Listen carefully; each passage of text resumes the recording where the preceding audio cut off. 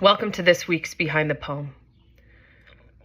Because I believe that how we treat each other on a systemic, macro, global, communal level is directly interconnected to how we treat each other interpersonally, I'm going to read a snippet of an essay I published earlier this week called Unhinging.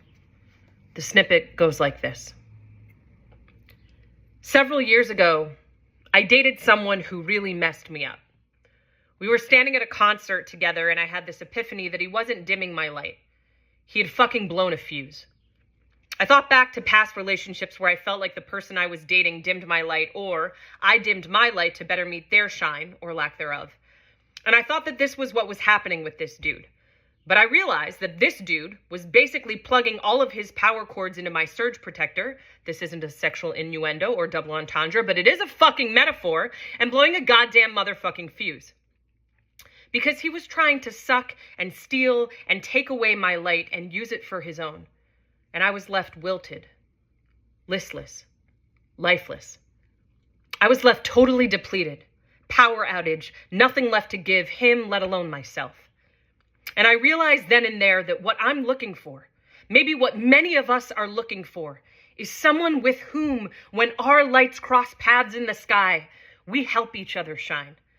Like, picture one of those grand opening events and shit, where there are two huge spotlights blasting into the sky, and what happens at the point where their spotlights intersect?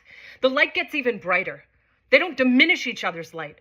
They help each other shine even more. That's what I want. And so I think I'd posit that for someone to see and witness and recognize my light, my soul, they'd likely have to be able to experience their own spirit, their own light. Because it's not my job to save someone, or fill their cup, or fill their power cord with enough electricity to subsidize their own dimmed light. And yet,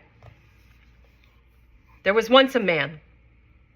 After only days of knowing each other, I asked him, after telling him it was clear to me he was a workaholic, same, we can smell our own. I asked him one thing he'd learned to be true about me. "You're intuitive," he said.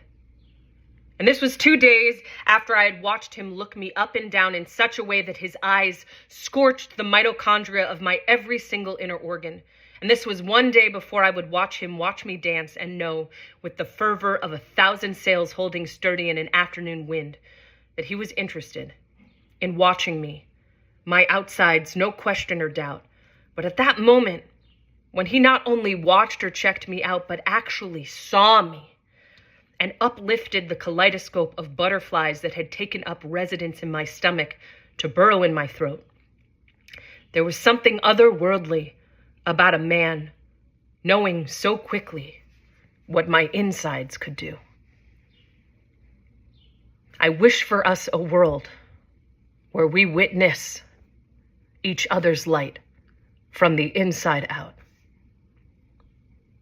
If you want to read the entire piece, it's at www.carolinerothstein.com/unhinging. Take care.